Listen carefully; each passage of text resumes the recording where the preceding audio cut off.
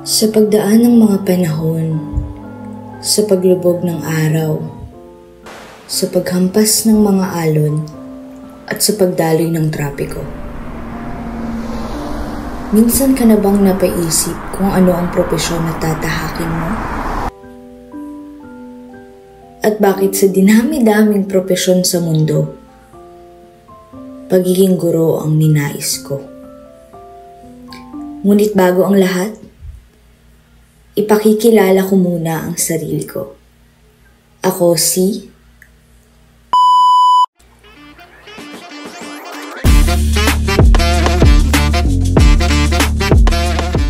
Mula nung bata pa ako, iniisip ko na marami namang pwedeng bagay ang naisin ko. Pwede akong maging isang mga awit.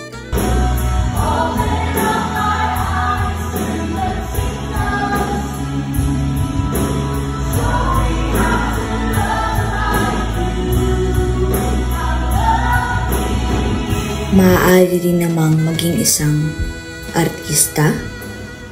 Sisiguraduhin ko pagbabayaran mo lahat ng to! Talaga ba, Eve, ha? Ano mo pake... Pwede rin maging isang driver. O pwede rin maging isang nanay. You like it. You like it? Ngunit ang bagay na patuloy kong pinipili ay maging isang guro. Sabi nila, mahirap, mabigat, at iba ang bigat na kargo mo bilang isang guro. Hindi ka lang basta-basta nagtatrabaho, ngunit ito ang iyong bokasyon. Sabi nila na ang pagiging guro daw ay nakabase sa talino at sa galing mong magpaliwanag sa madla. Sabi rin nila na ito ay ang propesyon na nakukonekta sa walang katapusang pag-aaral at pagbabasa. Tiyak akong napaisip ng malalim at napasabing, para sa akin ba talaga ang pagtuturo? At nakatadhana na ba akong mag-aral sa buong buhay ko? Kaya naman nagdesisyon akong tahakin ang landas na ito. Kahit mahirap. Dahil kahit alam kong ang pagtuturo ay walang kasawaang pag-aaral.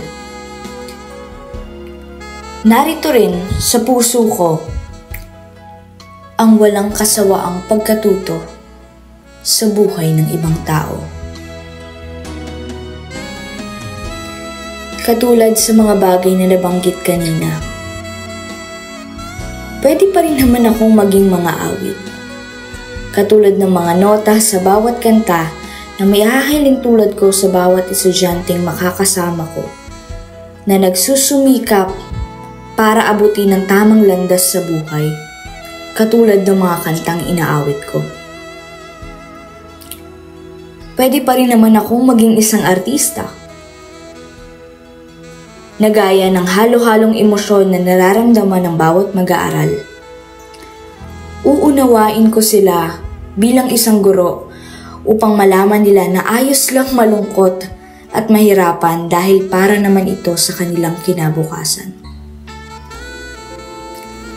At pwede pa rin naman akong maging isang driver. Ihahatid ko sila patungo sa tamang landas na kanilang nanaising marating, gaano man ito kalayo sa aming pinagmulan. At higit sa lahat, pwede pa rin naman akong maging isang nanay.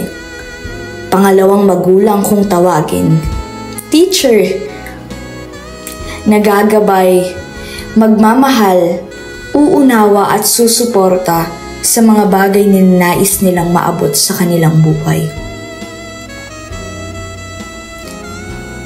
Hindi naman nasusukat sa kung ano ang mga bagay sa paligid upang matawag ka na isang magaling na guro.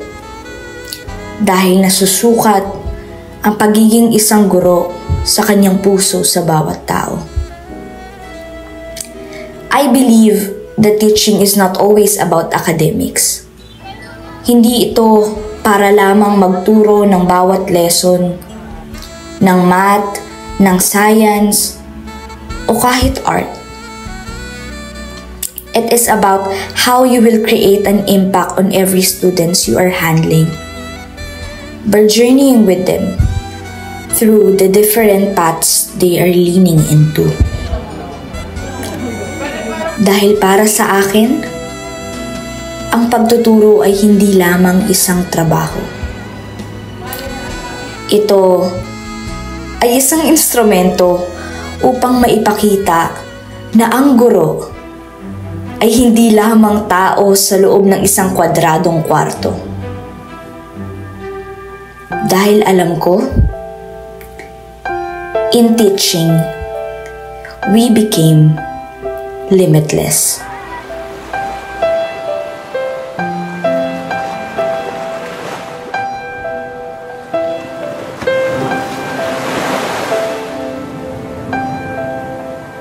Hold my hand like you did before you and I say goodbye.